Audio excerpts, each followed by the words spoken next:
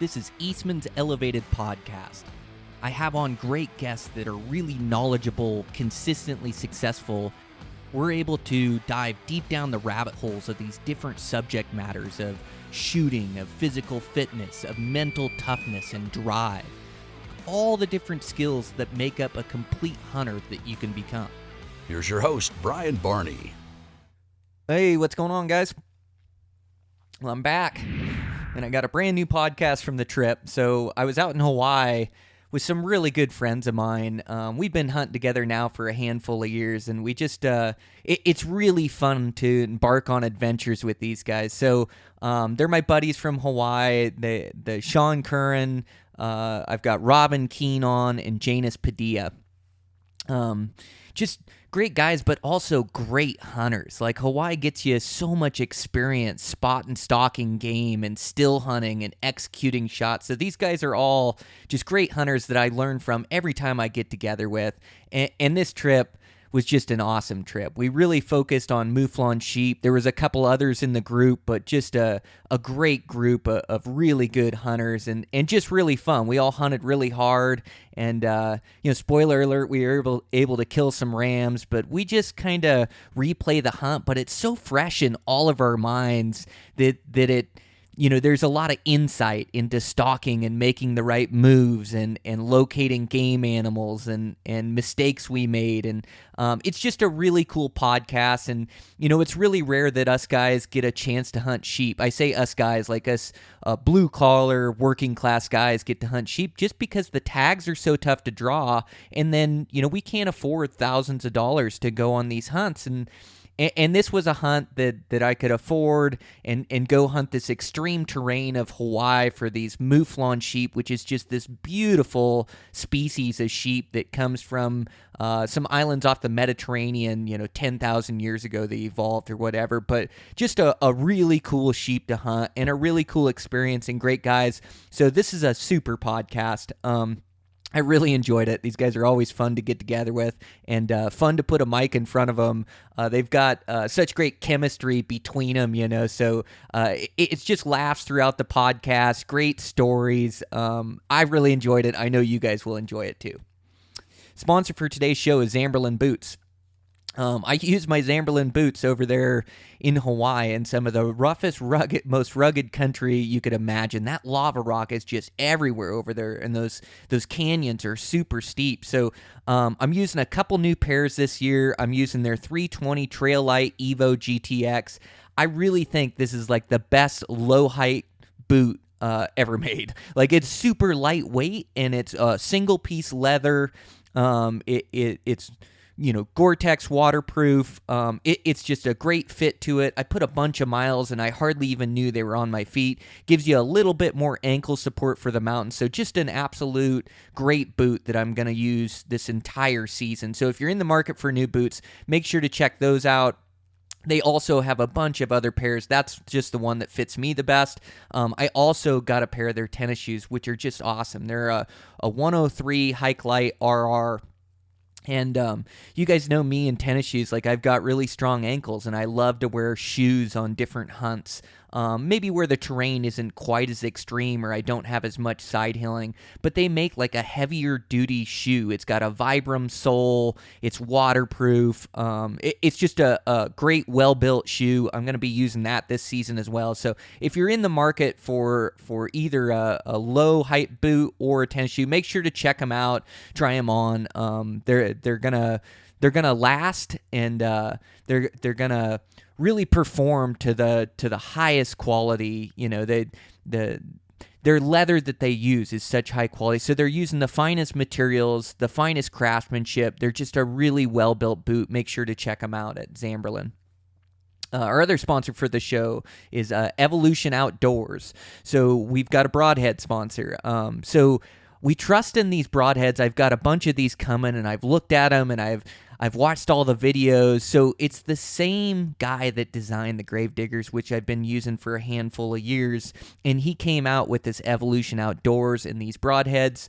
I'm really impressed. So they've got expandable and a fixed blade. They build them in 100 grain, 125 grain, and 150 grain, which I think is great that you can add some extra weight up front and get that front of center where you want it. So not many companies offer 150 grainer. So I'm going to be trying these out. I'm going to be using the fixed blades in Idaho and the expandables for everything else. They look super aerodynamic. There's no more tension screw or any of that. It's all set on there. So if you're in the market for some new broadheads, make sure to check them out. I'm going to be field testing these as soon as I get them and then using them on these hunts. So I'll let you guys know how they do. Thanks to Evolution Outdoors for partnering with the podcast. And with that, man, oh man, yeah, just getting back from a really good hunt. That is fun. It's when I feel most alive, when I go and do one of these adventures and push myself hard, and the humidity and the heat and the rough country and the tough quarry, like trying to kill a Mouflon, like a ram, 3/4 curl or full curl. It was just such a fun experience. And I just come back rejuvenated for life, like just rejuvenated for work. And man, I mean, and it makes me the time away, like, distance makes the heart fonder. Like, you also, you get your life in perspective. And I know I talk about being a better husband, better father, but I really think about it on these hunts and come back and try to put it in action. Like, you get to decide the man you are every day you wake up. And so there's these small decisions through the days just where you can make an effort, to, put down the screens, be a bigger part of your kid's life, interact with your wife back and forth, help her out with chores around, make sure you're getting your stuff done, being efficient and effective at work. And so just all these things, they just come to the forefront of my mind after these hunts. So I just really feel alive. I had such a great time with these guys hunting out there, and I just can't wait for the rest of fall. And so I'm just back trying to get some work done, and came back and instantly started running. And running in the 90-degree heat out here in Montana is nothing compared to Lanai. Let me tell you, that heat and humidity out there, Montana, our dry heat, just can't touch it. But I've been getting some really good training runs in. My dog's all healed up. About brought me to tears. I thought I was going to lose my dog. He had that really bad infection and had to have surgery on it and couldn't run. And so he healed up while I was hunting in Hawaii and came back. And, my family, my girls had taken good care of him, got him all healed and ready to run. And so he was excited to see me. And so we've ran like the last 4 days here and done some good climbs. And man, he didn't lose a step. He's still he's still in way better shape than I am, which is good. That's what you want in a running partner, right? But I'm getting really excited. Antelope season's going to open here, but let's get into this, you guys. So this is a great podcast between three of my really good friends and me, your host, Brian Barney. Eastmans Elevated. Here we go.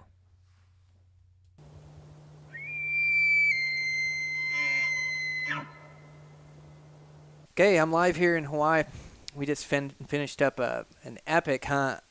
Gosh, we were chasing sheep. What a cool experience. You guys try to do that once a year. I've got my buddies here from Hawaii, so I've got Sean, I've got Robin, and I've got Janus, so I've got the whole crew for a podcast. Thanks so much for taking the time, you guys. Anytime, Brian. Man, what a trip. I'm still reeling from this thing. Man, did we go hard. A week straight. You guys try to plan a trip every year to go out and go hunt these Mouflon sheep. What a cool species of sheep. Yeah, they are as hard to hunt as any species probably in Hawaii that I've come across.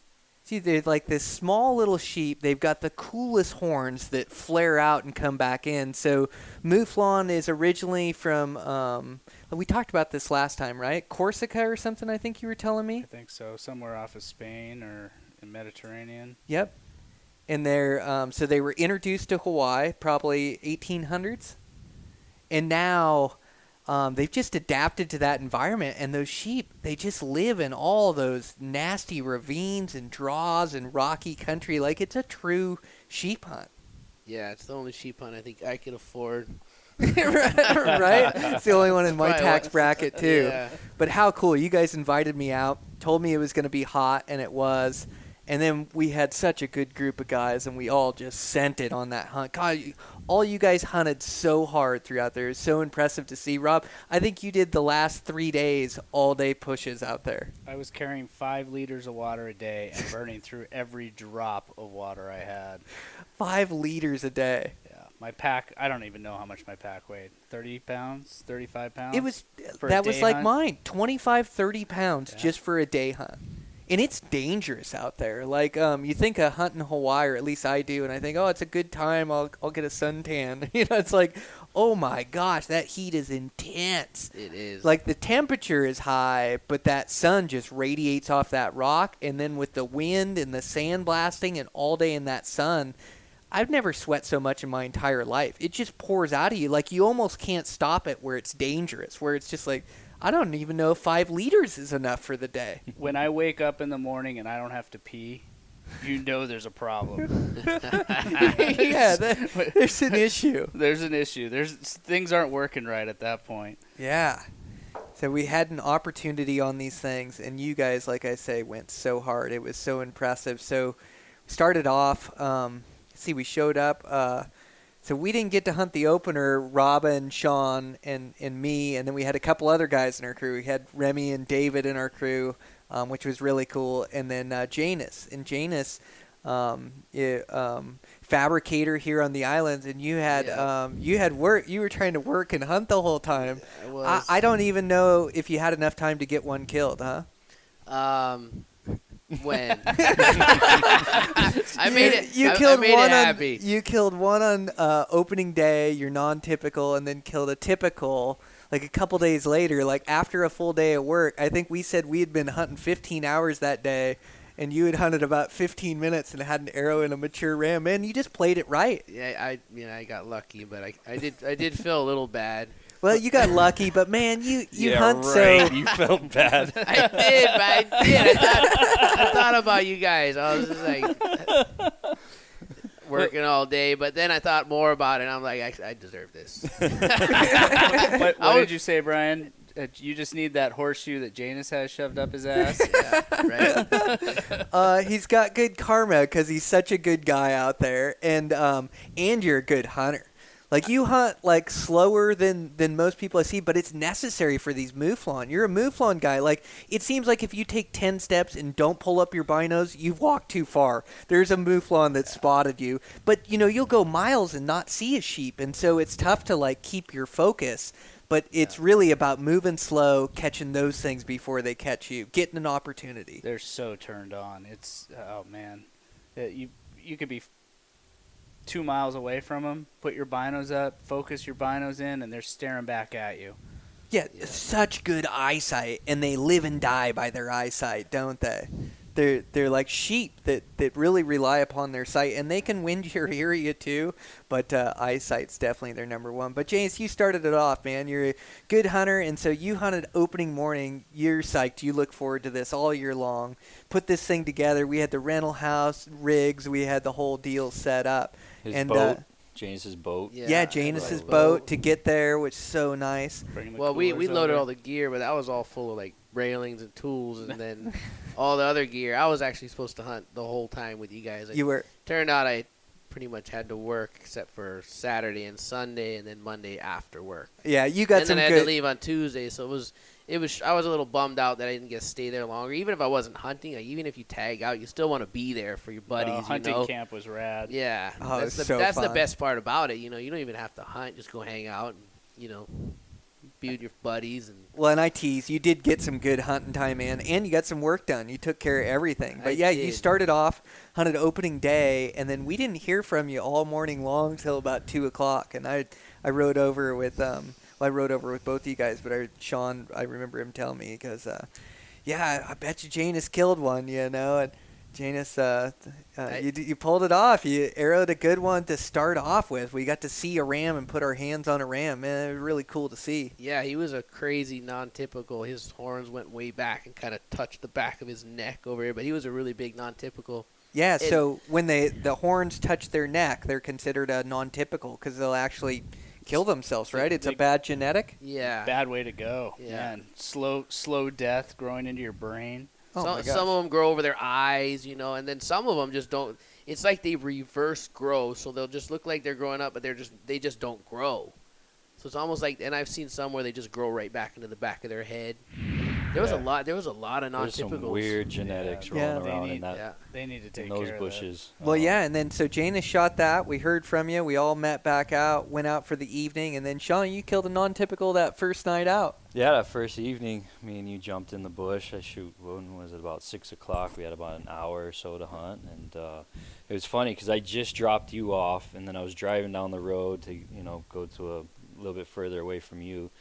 And nice ram crossed the road right in front of the truck. And I was like, oh, that's a good sign. And he literally, perched up on this rock about 50 yards away and just would not leave. He was just staring at me. I was like, you really want to get shot, don't you?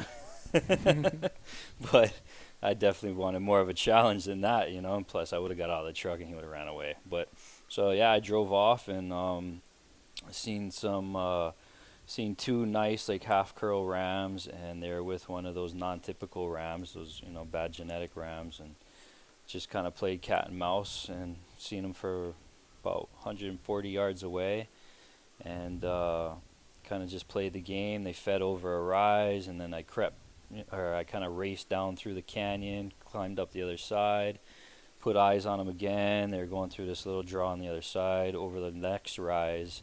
They were about 100 yards away then, and then so, it was kind of cat and mouse, crept up on them, and then finally the last time I peeked over, the non-typical was at about, 25 yards or so, just grazing behind this rock, and gave me a nice broadside shot. Yeah, just put it on him and went over there and looked for him, had the most beautiful sunset in the background with the cliffs and everything, and it was just incredible. And yeah, he piled up 20 yards away, and I was ecstatic, stoked. Man, that's the way to start it off. Some good sheep meat, and nice you can kind of warm up on a non-typical too. Yeah. They're small targets, high degree of difficulty. I mean, some of the shots are longer, and then the wind was just screaming the whole time, so you had to factor in about a foot of wind drift every time you were shooting, or nuking. more. We were all brainstorming about Yeah. that too, on coming together on the wind drift and crosswinds, and where should we aim on these certain positions, if we came across these different crosswinds at 25 mile an hour, 30 mile an hour gusts. And Yeah, different it yardages. was really good brainstorming about that before we even encountered a shot like that, because we all kind of knew where to aim. Well, and we got into some good hunting this year. Like, I think, Jay, you were telling me today that, you've been on hunt over there, and seen 3 rams the whole hunt, that this year sure timed it right with the timing and the rut of the Mouflon. And it's hard to pin down when they're going to rut, but they were rutting like crazy this I've time. never seen it like that. That's That insane. was- You it guys was- have been hunting it for a lot of years, Yeah. man. We got some insane hunting. And there was a lot of rams. I think the rut actually pulled a lot of rams out of the thicks, and that's why Definitely. we saw so many, because I was not expecting to see that many rams. No. I didn't think there was gonna be that many. And that first morning, I was just ecstatic. I saw like 6 or 7 rams, and that's a lot. So I was stoked. And then throughout the whole trip, man, we saw just tons of them. It was a killer hunt. It was awesome. Yeah, Just yeah, seeing those hot U's were definitely pulling them out, because, yeah, like you said, past years it was nothing like it was this year. Yeah, and it's weird because, getting back to the bad genetics, it seems like a lot of the times the Mouflon rams will be the dominant ram. Even though the other rams have bigger horns, me and Sean were watching these two, and there was one of the rams was clearly smaller, but it just kicked the other ram's ass, and the other ram was a hammer, and the other it just ran off with his tail between its legs. And then I saw some moo-moos do that to an actual I'm like, that ram needs to breed, but the little weak moo-moo kicked his ass and wouldn't let it breed. So Yeah, we saw some crazy rut action. What did you Oh my see, gosh. Janus? That one you saw one of the nicer rams mounting the hot U, and then the one was mounted, and then up above, you can see the other one. It's seen out of the corner. I just came barreling down the hill and just plowed into it. Knocked it off of its U, and it went rolling down the hill. It's crazy. I was like, oh, these things are serious. Well, it's known in species that the bigger the balls, the more promiscuous they are, right? And those rams Dude. have giant balls, do. right? And so it's all about breeding. Like I watched 4 that had this ewe. They were raping her down in the canyons.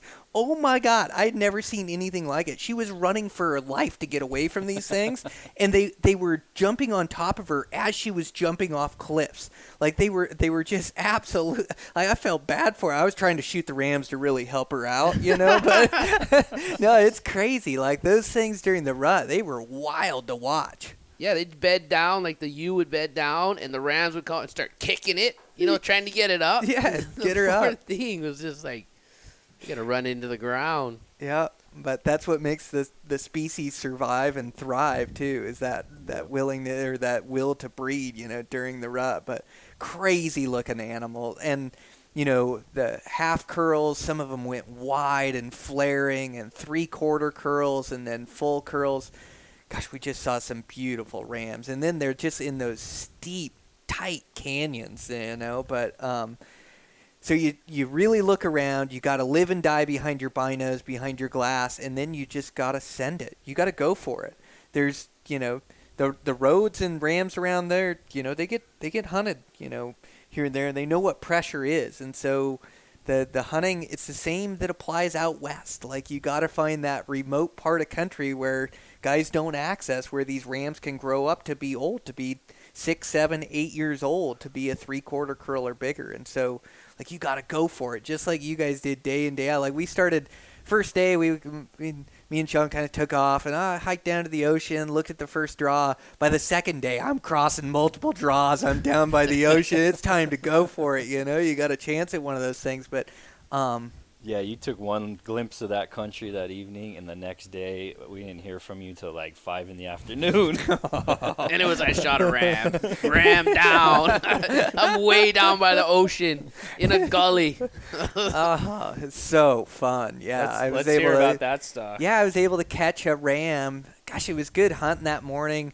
So it started off, me and you, Rob, we teamed up, and we had the Suburban, and rigs can be a little bit challenging at times, and so the Suburban we got, it's just a work rig for the guys, so it's beat up pretty good, and kind of rattles going down the road. So we took that morning, and we're coming down the steepest part of the hill, and the truck just dies. It's just dead, and we're blocking the road, and I'm on the brakes with all my weight to try to keep it from sliding down the hill. There's no parking brake either. No parking brake, no.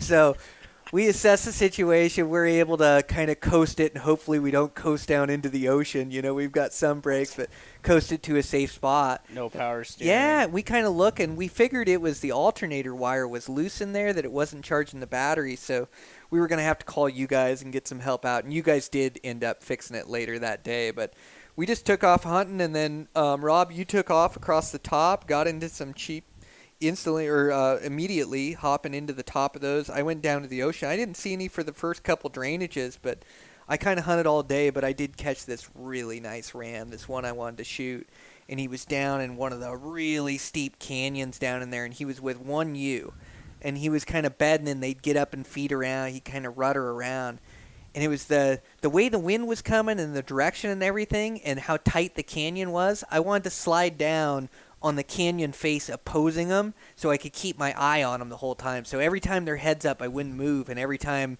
they'd bed behind a bush or their head was down feeding, I'd just slide down the hill with my bow on my knees. So exciting. It was like a couple hours in the Hawaii sun of just scooting down and getting close, and then finally start to get into position, and as close as I can get is like in the 50-yard mark. And I'd range him at 53 to 50. I think the shot finally came at 57. But I drew on him twice. I had like about a 15, 20 mile an hour crosswind, and I shoot in Ennis, the windiest place on earth. So I'm comfortable with the crosswind, but I draw back, and my pin would just dance and float all over that ram's body and off his body. And it's like, I'm going to miss. And so I just make sure nothing had its eyes on me and I'd be able to let down. So I let down twice. And then the third time, it's just waiting for the right angle. It just, there wasn't much room for error there with the crosswind, and then, the ram being so small. I just really wanted to put a good shot on him. So I drifted one in there and watched that wind just drift that arrow about a foot to a foot and a half right into the vitals of that ram. It's one of the best shots I've ever made. and able to put a good one in that ram and have him die on that canyon. Man, it was so thrilling. And then try to figure out how I'm going to get down and over to him and climb above him and drop down the cliffs. But it felt like sheep hunting because I was in those steep canyons, the Pacific out there, and it just feels like a Hawaiian ram. It's just what a cool opportunity and experience hunting those things, man. It was off the hook. It's amazing. Just like what you guys had. Sean grinded it out for 5 days to finally get his opportunity. All you guys grinded so hard. It was just so fun to go for it like that. But, Rob, I remember on the last day you woke up, man, you were stiff and sore. We had red dust in our eyes. And then we had been running, all of us, on 3 to 4 hours of sleep for about 6 days in a row from the time it took to travel back and forth. Like, we were all so burnt by the end. I went to bed last night. I think I fell asleep at 7 o'clock at night. Well, I don't fall asleep with the lights on and people talking around me. Every single night I was snoring before you guys turned the lights off and stopped talking. Yeah. That sun takes it out of you. Yeah. It was getting tougher and tougher every morning to get out of bed. That's Yep. for sure. Well, that last day, Sean and I said, we're just going to road hunt and glass things up and then plan our stock. No, I ended up in the field all day. I know, you can't help yourself. And I didn't bring 5 liters that day because I thought I was going to road hunt. Oh, I know. And by road hunting, it's just grabbing good vantage points and covering a lot of country and trying to spot a sheep before you commit to going 1,000,000 miles and 1,000,000 elevation. But then you get out there and you just go, well, I'm not seeing anything from the road. I guess I better dive into a keep canyon going. somewhere. Yeah. Yeah, once you start 9 miles later. Oh, yeah, at least. Oh, my gosh, that country is huge. And it's really dangerous. Like I say, you think is of Hawaii dangerous. as hunting paradise. You could die in there. There is no water anywhere. And like you say, most of the time I pack 32 ounces of water for the day. I mean, here, the day I killed my ram, I packed 85, and I was out by the time I made it. Like, that was not enough. I needed 100 or 120. Like, it's wild what your body goes through. And it's pretty intense. You got to make sure you don't push too hard. You find some shade because it's dangerous, I think, to sweat that hard, to work that hard out here. And there's no reception in a lot of these places. Yep. You know, and down in, say you break your leg or something down in one of these canyons. I mean, you have no reception. Doesn't hurt to pack one of those emergency, silver blankets or whatever. Yep. Would be Emergency really nice. beacon, too, the Yep. DeLormes. Yeah, I had an Yeah. inReach with me. And just Yeah, and Did it's the That's gnarliest terrain. Like, those canyons are steep and gnarly. Like, you could die by falling off one of those or break a leg. But you could just break a leg, like, in the field. Like, I think, Jay, weren't you walking in the flat and, dude, the bruise on the back of your leg? Dude, You I thought did. you did break your I leg. did. I saw stars. Usually when you hit your head, you've seen stars, but I landed on my leg and I saw stars. And I had to get up and I had to check myself. I was trying to cut in front of that ram, and then I was just, That was your big ram you That- ended up that- killing, yeah, right? It was So worth it in the end, thank God. You worked all day, and then you went out and you just dove in a spot, or you saw a ram instantly, dove in after him, and then just took a hell of a spill going for him. Oh my God, yeah. Well, I saw the ram coming down up above, so I ran back to my truck, and they were just kind of trotting down the hill. So I ran back to my truck, drove down about 400 yards, jumped out, got my gear on, and I just barreled into the ravine trying to get in front of them. And we have these little Howie koas that the deer will eat, so they'll get like stunted. It'll be like a banyan tree, but they got all these little sticks off of them, and then the grass grows over them, so you can't see them. And my boot caught one of those. I mean, we're always catching them on our boots, and it sucks, but you usually catch yourself. My boot caught one of those, and I just did a cartwheel, and I just came down right on this pointed rock, and it was really the only rock in the whole field. Like, when they put those rocks there, whoever put those rocks there, they're like, this one's for the shade, this one's for the Mouflon to bed on, this is Janus is gonna fall on this one. And the thing was like perfectly pointed, and I thought I broke my leg. And then I was walking after that. I wasn't running. And then I got up to the top, and I couldn't find them. I thought they were gone. And so I just started going up because I thought maybe they stopped up above and just started grazing. And a ewe busted out of the gut to my left. And then I saw the 2 rams come out, and the moo horn came out. And kind of looked. The the ewe was gone. I think the ewe saw me, and the rams just kind of sort of followed out of there. They didn't really know what happened. And then they just kind of looked around and they trotted over the hill. And it was late. It was like 6:30, and I really didn't have time to go back to the truck and go down to Kean where I was supposed to go. So I just figured I'll just hang out here. I'll just go after them, see if I can get on them again. And sure enough, I went over the hill and they were grazing. I saw the moo. Only the moo was there. He was about 150 yards away behind a tree. He grazed out, and I knew the other rams would be with him. So I'm like, all right, I'm just gonna army crawl up, slow as I can, and just this is it. I mean, I already shot my moo. I couldn't shoot him, even though like you really need to take the moo out because they're just bad genetics. Anyway, I just army crawled up there, bow pack me for like 100 yards. I got to the tree and I see the moo. He's kind of cutting across to my left. The wind's into the wind, and then I see the nice ram, the good ram steps out. I'm like, yes, he's right there, and he's at like 40 yards. So I creep through the Kiavi tree. I get into position, and it's like perfect shot. Like you couldn't ask for a better opportunity. He's in the thick grass. I see the moo. I'm able to range the moo 30 yards, and this other ram's going to come right where the moo is. I'm like, this is just perfect. I could range him. I don't have to range the other one because he's going to go right where the other one is. Like, perfect. So I'm waiting. I mean, it always seems like it takes longer. It was probably like a minute, but it seemed like 10. And finally the nice ram starts walking up. I get my arrow. Get ready to shoot, and I look down, and Sean had given me an extra arrow, and the arrow was just dangling off my quiver. I grab the arrow, I fly it to the side, I'm like, get ready again. There, he steps out, and I draw back, and I'm thinking, all I can think of was Brian telling me how far the arrow drifts, and he's like, I had this drifted like 1.5 feet. I'm like, oh, fuck. So I think I just way overcompensated, and I shoot, and it just goes right in front of it.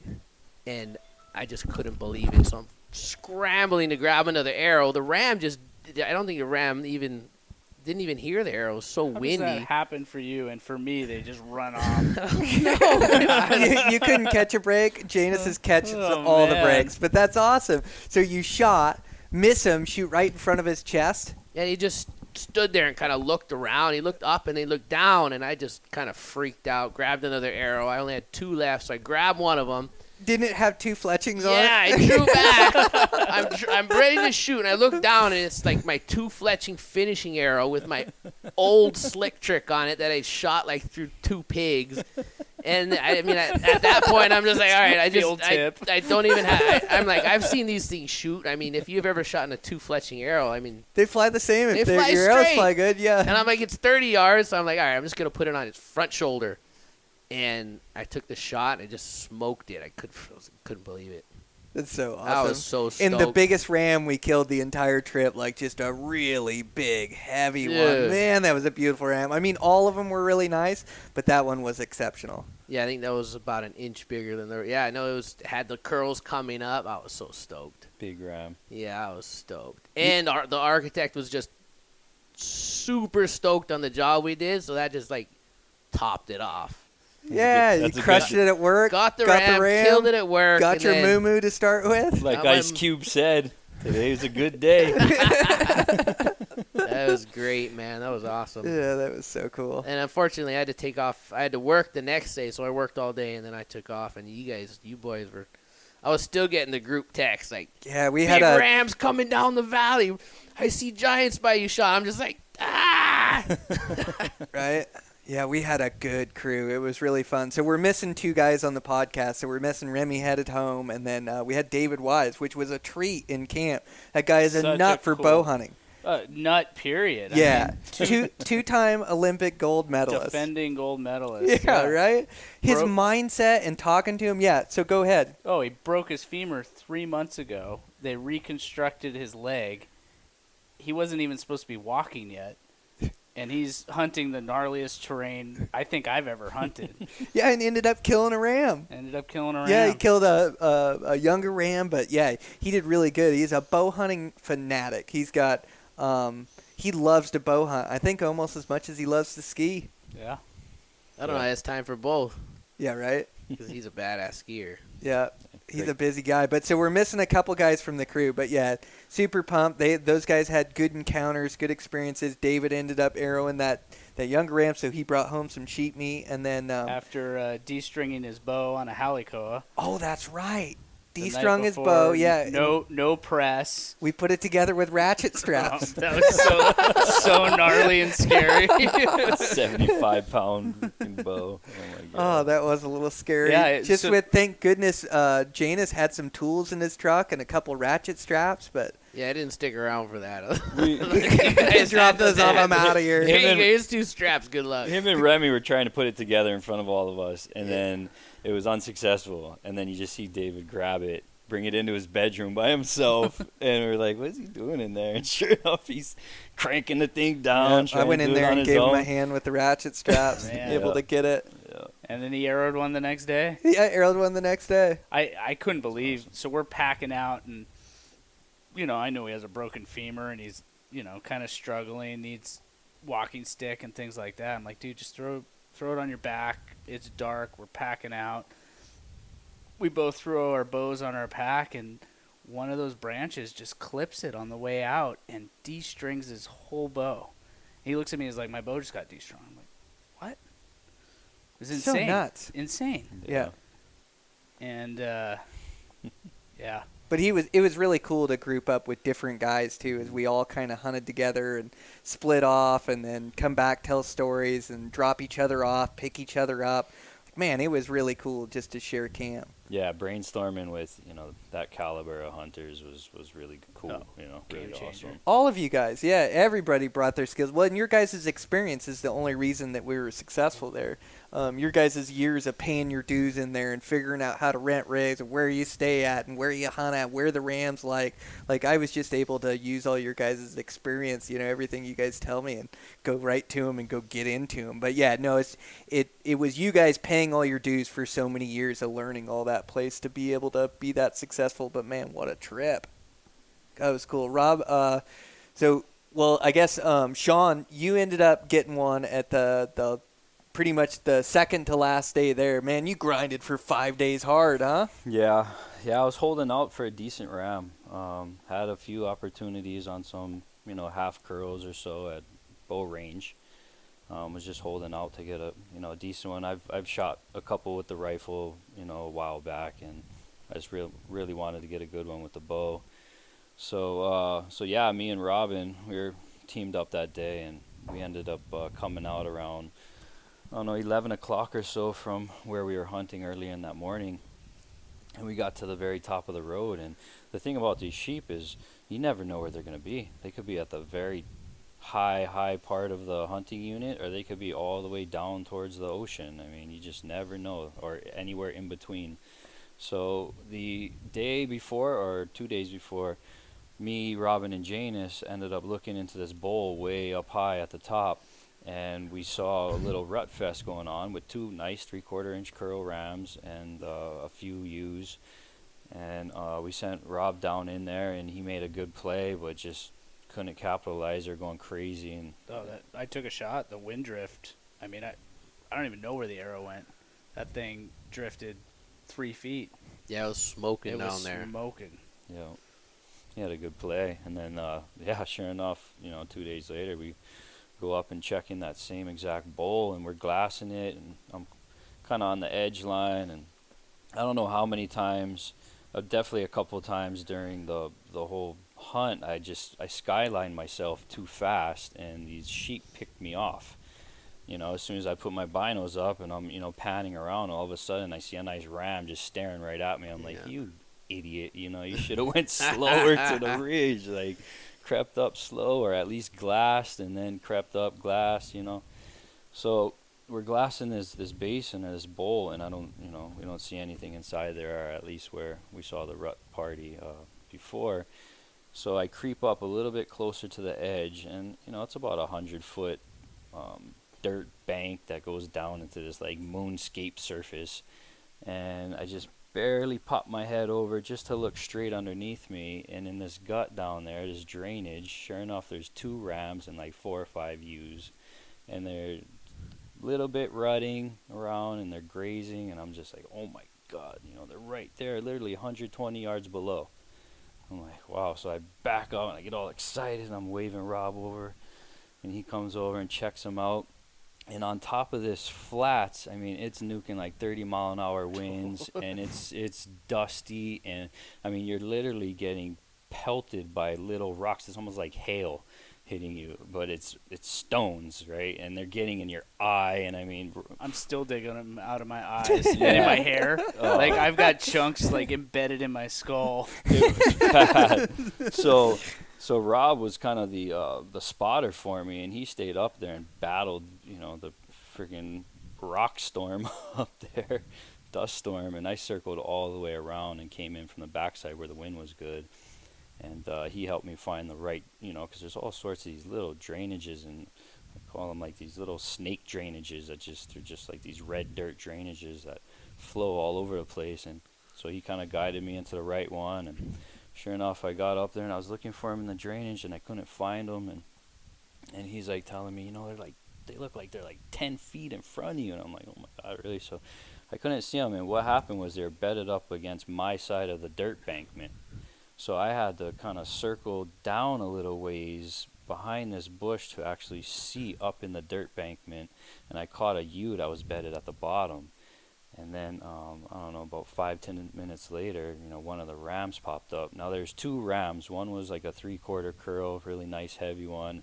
And then the other one was about a little bit more in a half curl, but he was so wide. This half curl is going to be a giant if he lives like another year or two. I mean, yeah, huge. Like Just he almost heavy, and I mean, he looked like an audad. Some of them just have the look, don't he they? looked like something just sticking his arms out. Like He looked like that's a wild one. he looked like an audad. Like seriously, and So it wasn't the Rams from before then. no, it no, was totally different Rams, ones. Yeah. different ones. Yeah.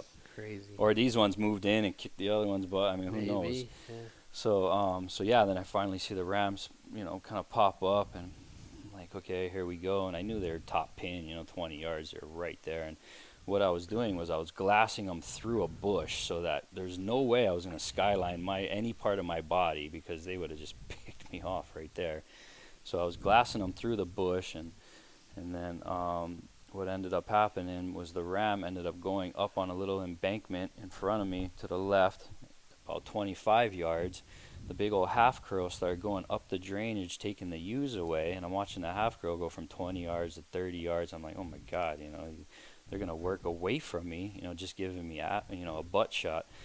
And then the 3/4 ram was up on the embankment, and then he finally turned broadside, and a little bit of grass, but he's still, his vitals was right there, perfect broadside. And I figure, he's about 25 yards, still top pin, so I draw back and settle in and execute the shot. Felt like I made a great shot, but the wind's blowing directly in my face at like 30 miles an hour. So at 25 yards with 30-mile-an-hour wind in my face, probably made that arrow just drop just slightly. And I ended up hitting him a little low, but it was like to where you would think the heart would be, right? Like a perfectly executed heart shot, just right there in the pocket, right there in the armpit. So the ram runs down, and then he runs up on that dirt bankment below Robin. And I'm like watching him, and the other, sheep don't know what happened. So I'm looking at him, and, I'm glassing up where I hit him, and the blood's not really like, it's not flowing out of him, right? So I'm like, what, but I'm still thinking, oh, he's going to topple over at any second, because, it looked like it was a perfect spot where I hit him. Nope, he ended up, kind of looking around for about 5 minutes or so, and then he started working his way up to the edge, and I'm calling Robin, telling him, right, he's going to pop over right in front of you. He's like, and Rob's like, I don't have my bow. I'm like, go back to the truck, grab your bow. He goes back, runs back to the truck, grabs his bow, and the ram was taking his time to pop up, so gave Rob enough time to go grab his bow. And then, I don't know, you can finish the story from there. You told me, it's the spot we were the first time we glassed this place, which was with Janus the day before. So I looped around to where we were, and that ram pops up where we glassed that morning, which is about 60 yards from where I was. And so it actually worked out better, because when he came over skyline, he was looking hard, and he would have spotted me right away. So I was actually in a good spot, and he starts walking towards me, and at 20 yards I draw, and he sees the truck and just barrels down the mountain, running away from me, and I'm at full draw, and so I'm glassing him up and watching him, and he ran fast, but then he started slowing down, and he's just meandering through this meadow. So I run after him, and I'm playing cat and mouse with him for probably a solid 45 minutes. Finally get within 50 yards of him, launch an arrow in the wind. Thought it was a good arrow, but he's kept going. At that point, I started to tracking blood. He was bleeding pretty good. Don't know if it was from me or from Sean at that point. And followed the blood. Able to get on him. I bumped him at 30 yards, never saw him. And then got on him again at 30 yards. Almost put another arrow in him. And I don't know if he winded me or what, but he took off after that, and I lost him. Jesus. And and then it was the tracking job for, God, 3 hours maybe. We were at least able to. He was bleeding pretty good where we found the blood, but he wasn't bleeding. He was brushing against the grass. So when he hit dirt patches, there was no blood, and so we'd have these long stretches of dirt patches, and then we'd be belly crawling in the grass and finding blood and looking for his tracks, on where he left in the dirt, the softer dirt spots, and. Good job tracking. Yeah, kept no falling job. down. Good job, and then CSI. he finally dropped into one of the big ravines, and I mean, at how hurt he was, there's no way he was coming out of that ravine. And so I told Sean I didn't have my pack for that first part, and Sean had brought water to me. I was like, I'm done. I need to go hydrate. I went back to the truck, and Sean just followed the ravine down. And yeah, I was just convinced, like, hey, I'm gonna hike. I mean, it was by that time it was about 1 o'clock in the afternoon, 2 o'clock in the afternoon, and I was like, hey, this is my ram. If it takes, I'm just gonna look for him all day till it gets dark. If I gotta follow this drainage all the way down to the ocean, that's what I gotta do. So I jumped in there and I started side hilling, and enough to where I could see down in that ravine, good enough in case he was piled up, and never did find him. And then I don't know, about 300 yards down at the bottom of that, I jumped into the ravine, started following it down, and these ravines are, they're like washed out drainages when it flash floods, right? So a lot of it's like that bare rock down at the bottom. And then I came across some blood. I mean, this is 300 yards after we lost the blood, so I'm like, oh, great, here's some nice spots. Okay, spots. So I start following it, then I lose it again, and I don't know, a couple more 100 yards later, I'm just walking with my head down, and I look up, and he's standing broadside, like 15 yards away from me through the trees, and I literally thought I seen a ghost or something. I was like, oh my God, he's right. I was so excited. Like, it's like he's right there. So he's looking sideways from me. So he's not looking away or towards me. He's looking sideways. And you know how, sharp these eyes are, right? And I can see him lifting his nose up in the air, like he's smelling me, but I think he was so hurt that, he just didn't sense danger, but I still didn't want him to see me. So I very slowly get an arrow knocked, and then I'm trying to put my release on the D loop, and it just wouldn't click on, right? Because I can't look down, I can barely move, so I finally get it clicked on 20, 30 seconds later, and he's starting to take a few steps through the trees. I'm like, oh my God, he's going to bolt, he's gone, And sure enough, he stopped long enough for me to he stopped long enough, and where he stopped, like, literally, there's the trees blocking his vitals, but he was quartering away pretty hard. So I put one right in his guts, and it just came out through the front shoulder. And then he just bolts down in the drainage, and I run to get a high elevation, to try and watch him in case he runs out of the drainage, out of the gulch, so I can at least see, where he's running to. And if I can't see him on the sidewalls, I know he just kept staying down in that drainage. So sure enough, I didn't see him pop out, and I'm just like, oh my God, I think he went down.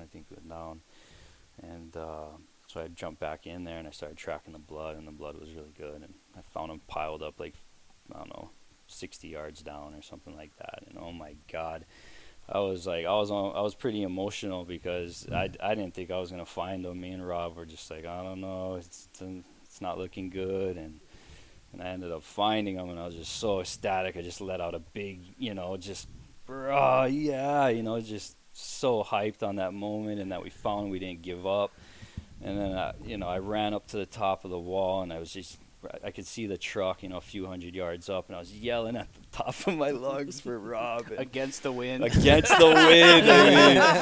And he didn't hear me, so I had to run down through the drainage up the other side because I was like, there's no way I'm taking care of this brand without Rob being there, because he was just a humongous help to me, locating that ram. And so I went up there, and then he heard me hollering, and he ended up driving down, man, and it was just a huge celebration. So fun. It was like, You said you were as happy with that animal as any animal you've ever shot. He was like in animal I ever tears shot. almost. It was like, Yeah. It's a roller That's what I coaster. like to hear. Yeah. That's exciting. Highest to highs, lowest to lows, back Yeah. to highest to highs. Yeah. Crazy. That was so killer. Yeah, you grinded it out, got a really nice ram in the end. Your best one with your bow, right? Yep. Best one with the bow. Yeah, congratulations. Thanks, what a man. ram. Beautiful. Yeah. And Rob, you helped us all kill and harvest our rams, but they seem to be your nemesis. You hunted Right. so hard for the entire trip. Like I say, the last 3 days you did all day stints out there. Man. I had my chances. I arrowed a good one and sat on him bedded, bleeding good, and decided not to go in after him because of their eyesight. I didn't want to blow him out, and I could see the blood on him and thought he was going to die right there. And about 45 minutes later, he stood up and started walking out of my life, and I chased him for a good half an hour, and he finally winded me and just took. And there was no blood trail or anything from there. Man, they're such small animals. They don't bleed much, do they? He was bleeding good. Was he? Yeah, I was only about 80 yards from him where he was bedded, and I could just see the blood coming off of him, the pool, everything, and I thought for sure he was going to die right there. God, you're just trying to make the right moves, and whether that's to leave him to die or to sneak in to get another arrow, it's all just an assessment off what you've seen and what you've experienced before, and you just try to make the smartest decision you can, but it's not a perfect world and doesn't always work out. But yeah, too bad it didn't work out on that ram, man. You had some close calls. You definitely got your money's worth. You had a lot of close encounters, and like I say, helped to all of us be successful. But man, what a fun time chasing those things around. I learned a pretty good lesson with a single pin sight. It's my first time hunting with a single pin. I've battled with target panic and all that in the last several months. It switched up everything. My whole life, releases, sights, everything, and single pin I had set on 40 yards because on axis deer, at 20 yards, my 40-yard pin is 8 inches high. So if I put it on the belly of an axis deer, 40-yard pin on the belly at 20 yards, it's a dead axis deer. What I learned on Mouflon is the target's not as big. And at 10 yards, which is the ram that came in that I had to yell at before it ran me over, putting it on the belly shoots right over the back. Oh, no. That was a brutal lesson to learn Oh, that with the single sucks. pin. And had I had just my normal 7-pin that I've hunted with for 7 years, I would have smoked that thing. Yeah, what happened? It just came running down on top of you? It was barreling down on top of me, and I didn't have my rangefinder in place. I didn't have anything at that point. It was so early in the morning, and I, knocking an arrow, getting everything, and the thing's coming down, and I had to yell at it because it was going to run me right over. Surprised it stopped. And it stopped and turned broadside. Wow. I ranged it afterwards. It was 12 yards. Jesus. So you're even closer than 20. Closer than 20. Oh yeah, it was 12 yards. Oh, it sucks. And I put that 40 right on the bot, and I watched that fletching skim the top of his back. Just brutal. The target panic, though, you've been working really hard at it. You've been Yeah. taking all the necessary steps to cure it, to conquer it, to get back. Because so you're one of the best bow hunters I know, and you're one of the best shots I've seen, too. You're shoot a lot of really tough shots that you make on these axis deer, and then all of a sudden it just crept up on you, right? And these axis deer, they almost force you to make quick shots. Now, as he's going through the brush, you got one window. And so, I don't know if it's that, but just through this, it started to create a couple bad habits for you that then showed themselves. And so you had to break down your shooting totally, get away from a trigger. You're shooting a back tension style now, and you've shooting I think you own every release they make, don't you? I could write a book on releases. Anybody has questions, hit me up. So what's the process been like, start to finish? Like, what did you do, and how have you cured it? Because you've been shooting really well, and you executed good shots on the island too. I've killed 5 animals since the target Good panic for you. stuff. Yep. So I'm confident in my shooting again. Even Lanai, like the shots I took were good shots and well executed. Just the scenarios didn't play themselves out. I mean, wind drift is a whole different ball game. The target panic, whatever, like when it's blowing 30 miles an hour and you're trying to figure out, I'm 40 yards, I'm 60 yards, how much is that thing going to drift? And it's tough. The highest degree of difficulty. Oh, man. All the land's uneven. You can't even get 2 feet in the right spot. Yeah. It's the highest degree of difficulty out there. I don't think that's something you need to practice for that. It's not something you can just think about and like acquire. It's something you need to go out into the wind and actually shoot. Yep.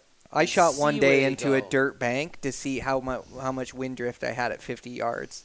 Yep. After And that. you killed, good on and you. you killed a Mouflon because of it. Yep. At 50 yards. Yep. 57. Yeah, close to it. 57. Yeah. So yeah, I took the sights off my bow. I blind bailed for a while. Actually, the best part of the blind bailing for me is I was shooting at nighttime. Then you can't, whether your mind wants to or not, close your eyes, something like that. But you can't see the target. So I practiced with releases that way, and then worked my way back into putting a sight on my bow. And I mean, I dry fired a bow, which I'd never done before. I've dry fired a bow too. It was rock bottom though. Like, That's just, the worst. I was so mentally consumed in the releases. Yes, you're thinking about the release and the process so much. I didn't knock an arrow. That's the worst. And even worse than that, after I took the shot, I went up to the target and like, where's my arrow? And I walk back and my bow is just in shambles and like, what happened? Like, and then, it all came together like, holy crap. You put everything together to realize you dry fired it. I thought I knew how to do this archery stuff, but maybe not. That's the problem, is it doesn't hit you as a beginner, and that's what's so tough. It's Oh. like that. And I've had bouts with target panic. I think anybody out there that's hunted long enough, or a lot of people, some people can just wrap their brain around it, but for me, I started to get it bad too when I was a really good hunter, the same as you. Like, you've been so consistent and harvest so many animals and can rely upon your shooting, and all of a sudden you get this mental block where it won't let you put your pin on the animal where you want to hit, or you get really flinchy to try to make it go when it's in the middle, or flybys, or there's a bunch of different ways that it rears its ugly head and shows itself, but all of a sudden you're shooting good, everything's dialed, your stalking skills are off the chart, but all of a sudden, like, that shot becomes so difficult to hold your pin where you want to hit. Yeah, it was. I mean, you saw it firsthand, and I could shoot target, no problem. I'd hit the target dead on, but when it came to an animal, that was my mental block. That's right. And it was crazy, because I would go through the shot sequence, and that animal should be dead, and you'd look at me and be like, you missed that animal by 5 feet. Like, what's going on, dude? Yeah. And it was crazy. Yeah, we couldn't figure it out. I felt bad for you. Yeah, it's you. A total head case when your bow isn't shooting right, when you got something going on like that. Oh, yeah, you lose your confidence. Yeah, exactly. I can't say I'm 100% confident. Yep. Still. No, I know. You're just building back Yeah. again. But the thing is to make those major changes in your form is really tough, and you take a hit from it. But I always think you get a little bit worse before you get better. Sure, You're going to be sure. better than you ever were before. You're just a couple months into the process, Oh, you totally. know, and you've committed to it wholeheartedly. Like, it's going to pay off for you. Yeah. It's been a struggle, because here, the thing in my life that relieves my stress, hunting, relieves my stress. I can't do that anymore. It's causing more stress in my life. Like, it was a dark couple months, the last few months, for sure. I bet. Yeah, but good on you for, doing the research and taking the time out to cure it, because it even opened my eyes, and sure enough, I was dealing with my own target panic that I didn't even know about until Rob started explaining it. And I was like, wow, that's kind of happening to me too. It happened to me on antelope last year with you, Brian, and, I missed some shots that I should have hit. And yeah, so, we've both been working at it, and I've been following in his footsteps and taking the time to do what he's been teaching me Good to for do. you And, guys. yeah, Yep. so it's we have to do it. The animals deserve it. So I think part of our problem here on Maui is nobody's really ever taught us how to shoot correctly. I mean, we all just kind of fly by the seat of our pants and figure it out, and we have enough targets to hunt that we've become good hunters because of the amount of targets. But my form and everything else has definitely taken a toll. And Yep, all self-taught and no information out here. Yeah, but changing around now. Yeah, well, you guys put in the work and the dedication, like you say, the research to figure it out and go. And where Hawaii, like the opportunities are where it's created a couple bad habits, it's also created a bunch of really good habits. Like you guys are the best hunters I know because you guys get to stalk nonstop. Like the nuances of the stalk and the small moves you guys make, as you're moving in on critters. There's nothing that replaces experience, and you guys get experience in spades, because when you hunt, you may get a couple, 3, 4 opportunities on some of the wiliest deer out there or the wiliest sheep out there. So they educate you. They make you really good at stalking, and like you said, the stalking isn't the problem. stalking's not my problem. You find yourself in range constantly, and just executing that shot. But you've taken the necessary steps, and I think it's good that you talk about it too, because like it brought awareness to Sean. It makes guys realize that maybe they have a slight case or maybe they have a major case going on where they need to tear down their shooting and learn a different way to execute. Well, I think I mean, experienced hunters like yourself talking to you, and you've battled with your own. I think everybody has a different level that they battle with, or different. I call it a mind fuck. But it's a good description. I mean, dry firing a bow was a total mind fuck, but it's definitely something that I battle with, and Sean may battle with something different. Yes, but it's kind of this hidden thing that people talk about, but they don't talk about. And once I realized what I had, a lot of guys have come out and said, hey, I battled with this. This is how I resolve my issues. I still battle with it daily. And, very well-known hunters that are well-respected in the community that are coming out and telling me that. And it definitely helped. That's why am I embarrassed that I dry fired a bow? Yeah. I mean, the day it happened, I was like, I'm done. Like, that was rock bottom. But to go and, take a step back and, okay, I'm going to talk about it. And, maybe somebody else can not have that happen to them, or they can realize what their situations are, or something else is hopefully I can help a little bit. And definitely not saying that I'm a help, because I'm still not even close to where I want to be. But you've helped me, so that's in the process of. Yep. Because I mean, the signs were definitely there 2 years ago. Yep. And I probably could have taken the steps at that time to not have a really bad experience. To not get as severe of case that you have now, right? We didn't even know about it, though. We had no idea that even existed. I mean, Dudley has information out there, but you just kind of write it off, like, oh, that'll never happen to me. Mm-hmm. Right. Yeah, you're shooting fine. Deer are dying. Yeah, deer are dying. Yeah. So, yeah, I'm with you. Yeah. It's a lot easier said than done, isn't it? It is a different deal when you're sitting with a ram in front of you at whatever yardage. You're 20 yards less effective in the field than you are in your backyard in your flip-flop shooting at a target. The degree of difficulty out there at shooting at those things. And then to be able to get a hold of yourself in those moments, it's like a car wreck. But to be able to get control over your mind and then be able to – and I never aim – as good as I do, on a target. You draw back on an animal, and, man, I'm pretty sporadic to start with. I got to wait, and then my aiming kind of calms down. Okay, here we go. I think I can hit that thing now. But it's a wild, intense moment, isn't it, being in bow range? Yeah. And you never get those moments back either. I think you put it the best. I think it was last year or the year before we were hunting, and you drew back on one. It was a big buck that came walking up. You drew back. man, you were sitting there for a while. And just like, shoot. You know, have you ever been with somebody who's draw back and you're not the one shooting it? You're like, why is it taking so long? But you put it the best. You're like, you have to be willing to let it walk away.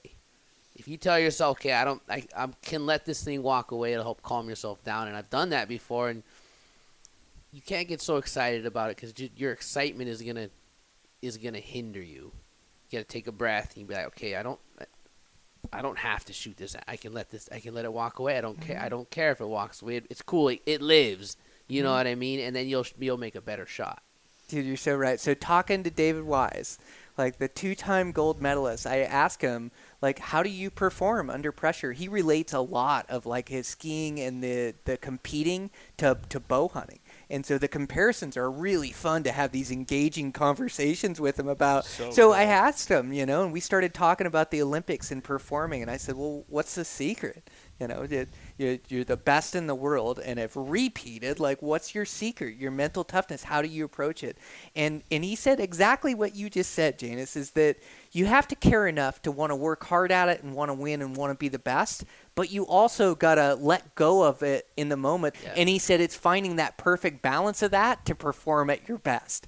And so you're right. Like, even though you want that animal so bad, you have to come in you have to be okay in your mind to say, well, if he doesn't offer me a good shot, I'm fine with not killing him. Exactly. And it's so tough to do, but it's like a mix of that. And so, talking with him about his mentality or how he approaches it is to care enough about it, but not get too worked up. And he says everybody deals with pressure. He said he deals with pressure. He feels it at tournaments. He wants to perform. He wants to repeat. He wants to prove people right that he's the best. But he says he can't go into it that way. When he gets there, he's got to just relax, get in his frame of mind, and just let it happen. You know it's going to be what it's going to be. If you think about it before, it really helps. Yeah. Like you keep reminding yourself that, and think about it before you go hunting. I don't need to kill anything. I don't need to shoot anything. I'm going to have a blast. You know what I mean? I don't need to shoot anything. I'm going to share a hunting camp with Remy Warren and Brian Barney and David Weiss, and I don't need to kill anything because I'm going that camping. experience alone is unreal. Exactly. Yep. Yeah. That's me me too. It's like when you try so hard to get one. That's when you almost pressure out the most. Mm-hmm.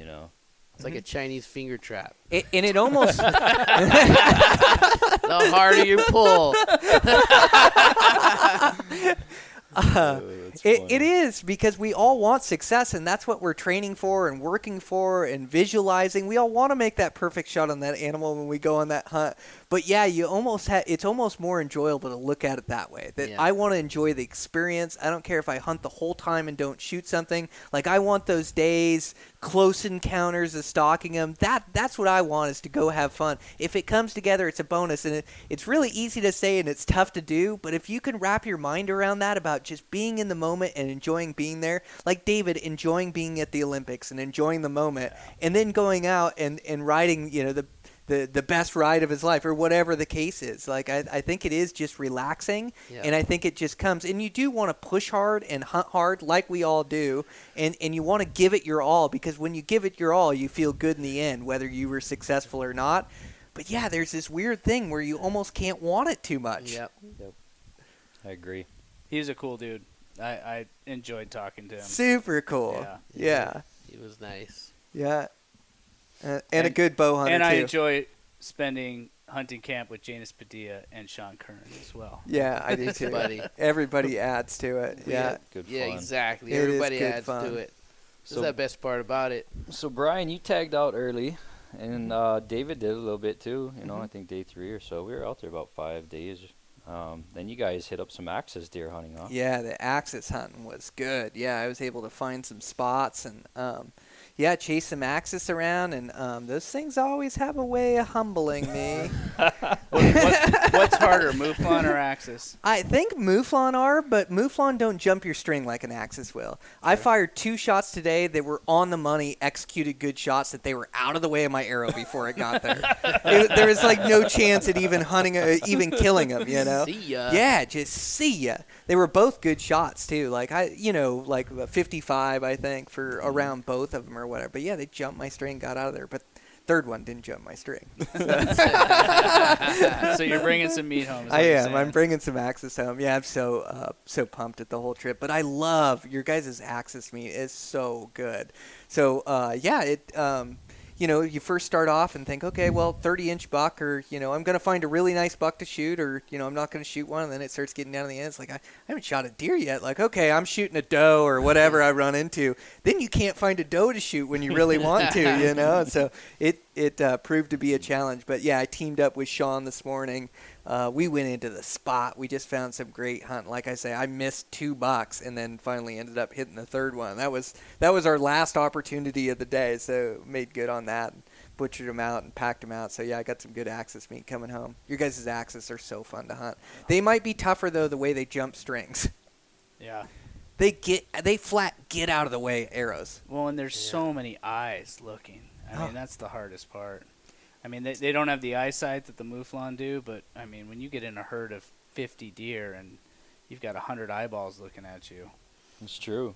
And then you see the 100 eyeballs in front of you, and then you see the big buck, and you're like, oh, there he is, And you're creeping in to try and get the shot on the big buck, and you see all the deer in front of you, but you forget to look all the way to your left and all the way to your right to see, the other 20 that are, or the one. Or the one, exactly. I got caught in that too. I have to remember that. You do get like this laser focus on the animal you're trying to kill, and you almost forget around your peripheral, and you stop looking to the sides to locate other deer that are going to see you making your final move, and you just you focus on that one deer, and all of a sudden you bust one off to your left that's 5 yards. And those Axis are horrible because they're bedded. They'll bed. You got to get 5 yards away from them before they blow up out of the grass. I was trying to shoot that buck today, and we ended up jumping in the does out of the grass at less than 20 yards in front of us, and I was trying to shoot the buck at 50. Yep. Yeah. Yeah, and Brian would be going in front, and I'd be tailing behind him, and I know he's got the front headlights going, and I'm just looking left and right and just making sure, and like once or twice I'd grab his pack, like freeze, don't right move. There. Yeah. Totally. Yeah, no, you're a good tail gunner. It's a 2-person stalk works pretty good too. Because that back person is keeping an eye on the left and right for you, and they end up catching deer that you miss. That's for sure. Yeah, you kind of get tunnel. You ever shoot something and then you watch it run away, and you're so sure it went one direction because a lot of times you'll run up and you'll try and glass it, and you're just stuck. You look like you're like. And the thing's running off down to your right or something. You know what I mean? Dude, I've had it happen so many times. It's like like the Mouflon I shot. It ran up, and I was like, it's gonna. I ran up, jumped on a rock, and I'm looking for it. I don't see it. I don't know what happened to it. It like hooked around and went down to the right. If I would have looked, I would have seen it run on the hill and die. But I didn't. Like if I wounded that thing, and it didn't die right there, I would have hiked up the hill, and I would have probably never found the thing. It's crazy, but I mean, when you think about it, or when I think about it, and I think about doing that, I see myself doing a lot where you run up and you always look in sort of one general direction. You never turn around and look to the right, downhill, or. It happened on Brian's buck he shot last year. Remember, Velvet one? Yep. We were all just fixated. It ran down this way. I mean, we could see quite a ways away. I don't think we could have even seen where that thing ran, though. But we would have saw the grass parting ways. Yeah. Like it was all hopping super up. tall, thick grass. And then sure enough, that thing just hook to left. Yeah, 90-degree angle. Foop, Yep. straight to the left. We would have never expected. And Janus circled around, just checked a zone we never looked. And we were looking for, almost 2 hours. Yeah, that was kind of crazy. Jay stumbled upon him. Yeah, thanks. Oh, it was crazy. David was on the side of a ravine, and he was so I seen where he was, and he had his eye on a nice ram. He was trying to crawl down the gulch to shoot across, and with my naked eye I could see him. I could see his silhouette on the side of the hill. When I put my binos up to try and find him, I could not find him for the life of me. It was the weirdest thing ever. Wow. Like that cam it was trippy. That cam was cool. I could find you and him no problem when you were on that mound wearing different camo. Mm-hmm. Of course, there's one little short guy and one really tall guy. Yeah, that was neat. Well, thanks. I am pretty tall, so. I think movement is more important than any sort of camo. Dude, you're to tell you the so truth. right, Janus. You can wear solid colors. I did Yeah. for years. The animals pick up on movement. If you just hold still, it's amazing what you can get away with. Sometimes they'll catch your silhouette, even if you're holding still, True. if you're kind of in the open. Yeah. But for the most part, if you hold still, they don't see you. All animals see movement. They're wired to see movement. That and your face. Yep. Yeah. If there's anything I've Face learned, your issues. face. Like Face and hands. they know a face. Like if you're in the dark, you're walking a forest and you see a human face, or you see someone else staring at you, like it's kind of spooky. It'll scare you. I'd run too. Huh? I'd run It's just a face coming out of the Yeah, bush. someone in camo, you can't see anything but their face. Yeah, it's true. I don't care how hot it is. I will put a face mask on. Yeah, especially when you're moving in. If you're getting close, man, wear a Exactly. face mask. Because within, 30, 40 yards, it's huge, especially because you're popping your head up or you're peeking around a tree trying to find it. So your face is the only thing that's visible. It's not like the rest of your body. It's not you're true. sticking your leg out to look for the thing. You know what I mean? It's in camo. You're looking with the only thing that's not in camo. A good colored hat, right, Good is colored key hat. because you're always Yeah. popping your head over the ridge or over the bush line. You Make know? sure it's down far enough. Try to shade your eyes so your eyes are covered, so there's shade in your Yeah. face. I can't even tell you how many times not wearing a face mask, I would get caught and just freeze. The animal's gone. Yeah.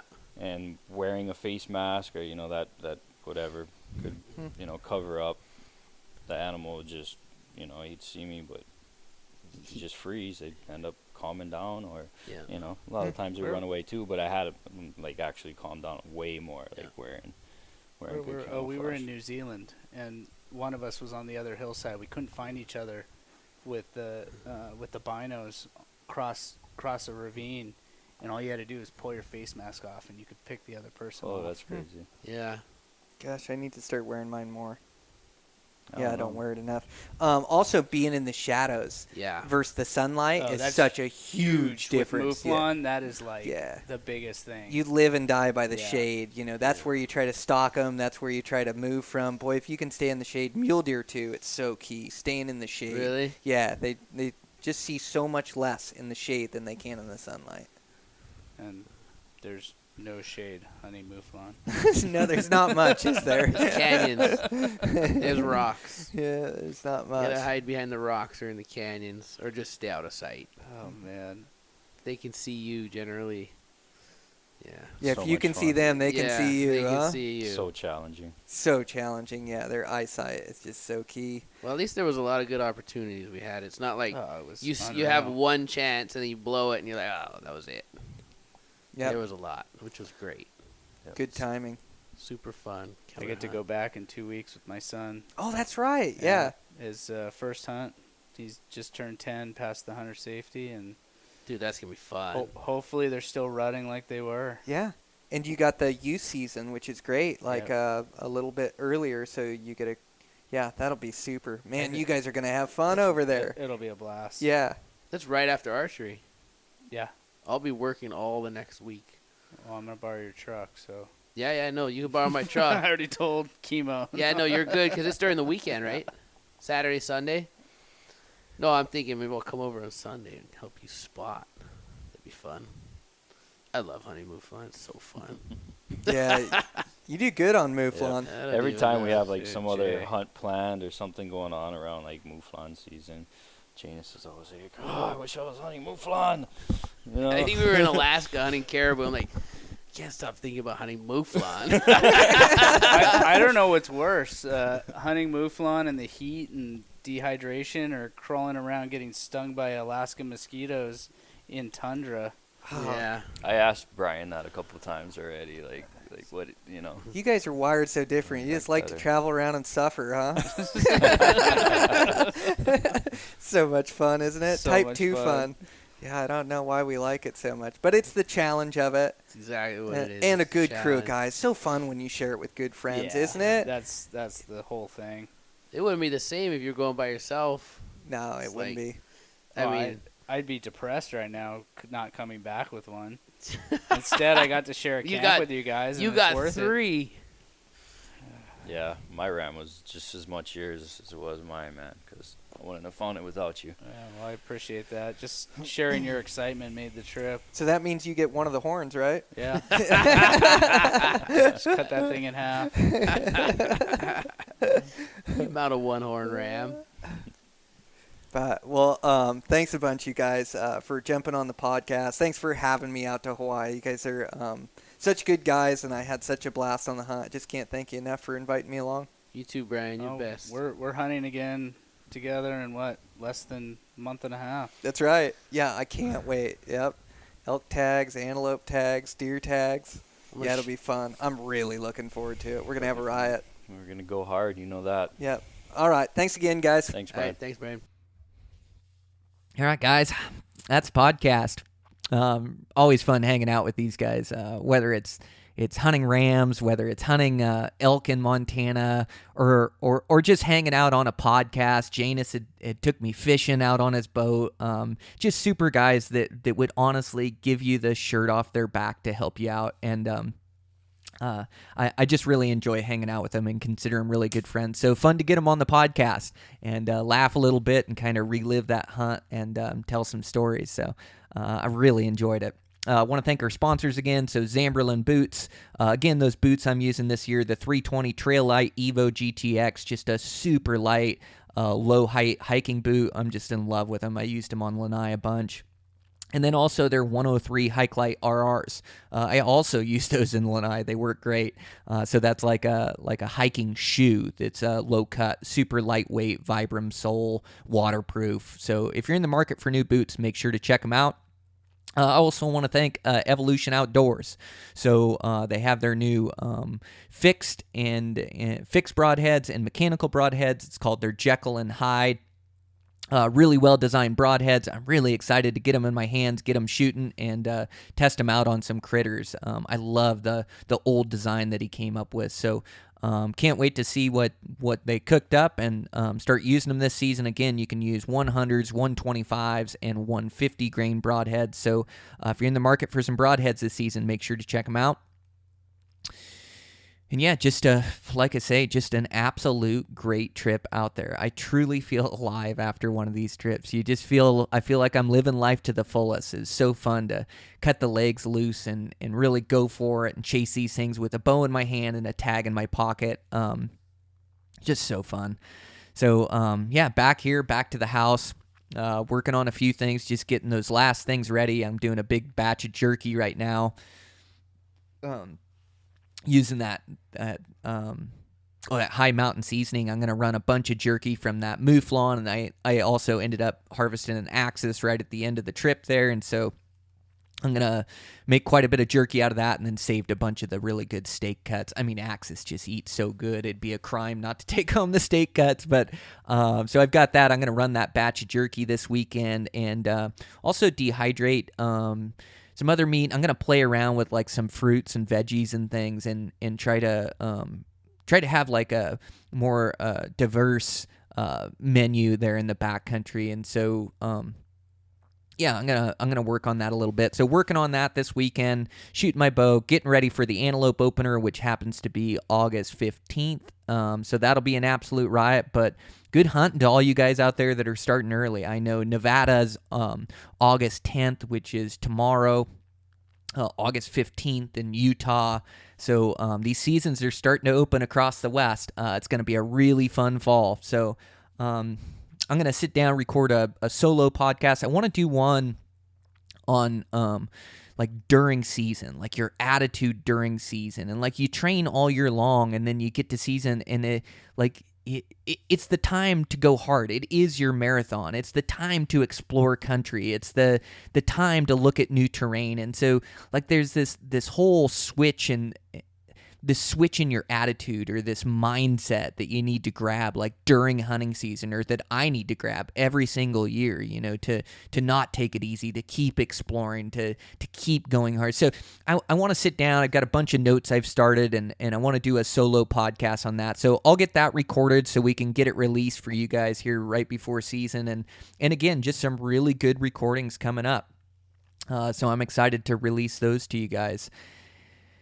And so we'll get those out, and then, recording every day. It seems like, not every day, but every week at least getting 1 or 2 good recordings. So just trying to track those down, being prepared for the podcast, trying to think what's really pertinent for you guys coming into season to get you guys the right information. So I'm just having a blast. I absolutely love putting this podcast out to you guys, and love all the positivity surrounding it, and can't wait to share in your guys' success from season. So keep working hard towards your goals. Hunting season's right around the corner. And again, thanks to my Hawaiian friends, Sean Curran, Robin Kean, Janus Padilla. The guys just showed me so much hospitality and share their knowledge with me and help me be successful. And I really love hanging out with them. So thanks again to those guys for being on the podcast. And we'll get this thing released to you guys, and I'll check in with you next week.